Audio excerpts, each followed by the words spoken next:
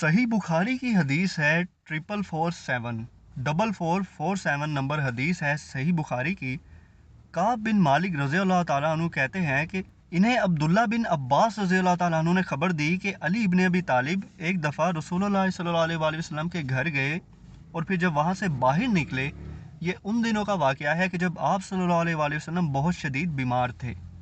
یہ عمر سیریز میں بھی فلمایا گیا ہے کہ لوگ اللہ کے نبی کے گھر کے باہر جمع تھے اور اندر سے امام علی علیہ السلام جب باہر آئے، ان کے ساتھ عباس ابن عبد المطلب تھے۔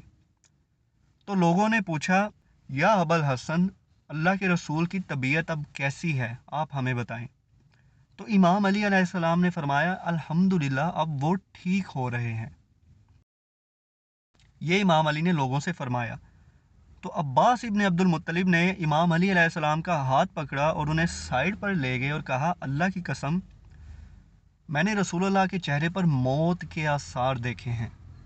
میں عبد المطلب کے خاندان کے لوگوں کے چہروں سے واقف ہوں کہ جب ان کی موت کا وقت آتا ہے، ان کے چہروں پر جو آثار نمودار ہوتے ہیں انہیں میں پہچانتا ہوں۔ مجھے نہیں لگتا کہ اللہ کے نبی صلی اللہ علیہ وسلم ٹھیک ہو پائیں گے۔ عباس ابن عبد المطلب نے امام علی علیہ السلام سے کہا کہ اب ہمیں آپ صلی اللہ علیہ وسلم کے پاس چلنا چاہیے اور آپ سے پوچھنا چاہیے کہ آپ کے بعد خلافت کسے ملے گی۔ اگر ہم اس کے مستحق ہیں تو ہمیں معلوم ہو جائے گا، اور اگر کوئی دوسرا مستحق ہوگا تو وہ بھی ہمیں معلوم ہو جائے گا۔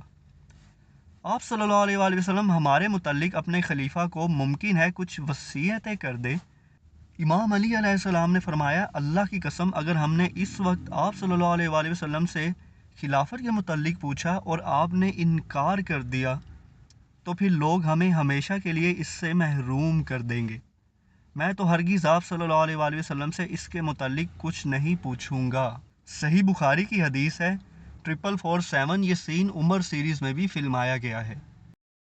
اب اس حدیث سے آپ دیکھیں کہ جو لوگ یہ کہتے ہیں کہ امام علی علیہ السلام کو ہمارے نبی نے اپنا وصی مقرر کر دیا تھا، اگر ایسا ہوا ہوتا تو عباس ابن عبد المطلب کو کیا نہیں پتا تھا؟